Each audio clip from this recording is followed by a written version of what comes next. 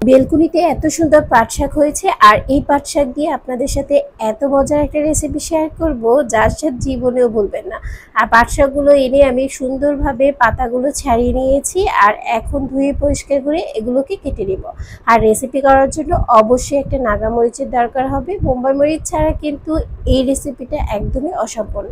যারা ঝাল খেতে পারেন না তারা কাঁচা মরিচ দিয়েও করতে পারেন। এই রেসিপিটা আমার কাছে মনে হয় পাট শাকের সবথেকে বেস্ট রেসিপি আর সবথেকে মজার রেসিপি। আর এই রেসিপিটা তৈরি করার জন্য পাট শাকগুলোকে একটু ছোট ছোট করে টুকরো করে নিতে হবে, তাহলে অনেক বেশি ভালো হয়, খুব তাড়াতাড়ি সিদ্ধ হয়ে যাবে। আর রান্নাটা করতে কিন্তু একদমই সময় কম লাগে। যখন আপনারা অল্প সময়ে অনেক মজাদার একটা রেসিপি তৈরি করতে চান তখন বলবো আমি এই রেসিপিটা তৈরি করতে পারেন। পাট শাকটা কিন্তু আমরা আসলে জানি না যে অনেকে যে এটা এতটা মজা, কারণ অনেকে এটা রান্না করতে জানি না। পাট শাক ভাজি হোক, পাট শাক হচ্ছে ডাল দিয়ে রান্না হোক, সবগুলো কিন্তু ভীষণ মজা। কিন্তু অনেকে পাট শাকটা ভাজিটা খুব পছন্দ করেন, অনেকে ডাল দিয়ে এটা পছন্দ করেন। কিন্তু আমার কাছে মনে হবে এই দুই ধরনের লোকেরা এই রেসিপিটা বেশ পছন্দ করবেন। আমি বেশ কিছু রসুন কুচি, পেঁয়াজ কুচি আর যেই নাগামরিচটা কেটেছিলাম সেটা দিয়ে দিয়েছি। এখন ভালো করে নেড়েচেড়ে পেঁয়াজটাকে একটু হালকা লাল করে ভেজে নিতে হবে। সামান্য হলুদ দিয়ে দিচ্ছি সুন্দর একটা কালার আসার জন্য।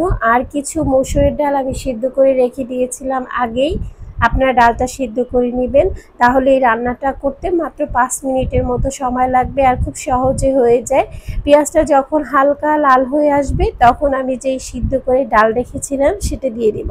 আপনারা চাইলে কিন্তু এখানে অন্য টাইপের ডালও ব্যবহার করতে পারেন, আর খেসারির ডাল, তারপর হচ্ছে মাসকলাইয়ের ডাল। আমি আজকে মসুরের ডাল নিয়েছি, আর এটাকে শুধু লবণ দিয়ে আমি সিদ্ধ করে নিয়েছিলাম। খুব ভালোভাবে নেড়েচেড়ে নিচ্ছি, আর এটা খেতে ভীষণ ভীষণ মজা। আমি যখন কক্সবাজার গিয়েছিলাম তখন আমি এত খাবার খেয়েছি, কিন্তু সব থেকে আমার কাছে এই পাট শাকের রেসিপিটাই ভীষণ ভালো লেগেছে। এই পর্যায়ে শাকগুলো আমি দিয়ে দিচ্ছি। ডালটাকে একটু কষিয়ে নিয়ে তারপর শাকগুলো দিয়ে দিতে হবে, আর শাক দিয়ে 2 থেকে 3 মিনিটের মতো চুলায় রাখবেন, তাহলে শাকের যে সুন্দর একটা সবুজ কালার সেটাও থেকে যাবে। যেহেতু আমি ডালটা লবণ দিয়ে সিদ্ধ করেছিলাম, শুধু শাকের পরিমাণের এখানে আমি 1/4 টিস্পুনের মতো লবণ দিয়ে দিয়েছি।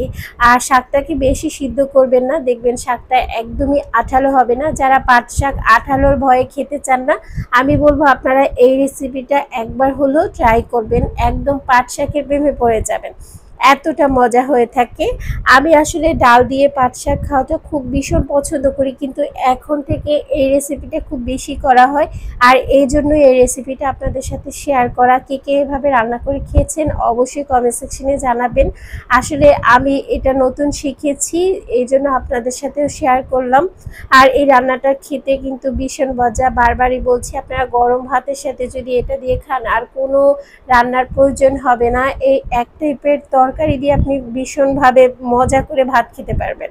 আর এই রেসিপিটা কিন্তু এখন একদমই হয়ে যাবে, কারণ এটা হতে অনেক কম সময় লাগে। পাট শাক সিদ্ধ হতে কিন্তু একদমই কম সময় লাগে, এটা বেশিক্ষণ চুলায় রাখতে হয় না, তাহলে কালারটাও নষ্ট হয়ে যায় আর আঠালো ভাব চলে আসে। আর এটা একদম হয়ে গিয়েছে, দেখেন কত সহজে আজকে রান্না করেছি।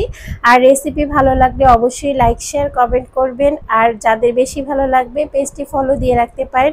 আর বাসায় কিন্তু অবশ্যই এই রেসিপি ট্রাই করবেন।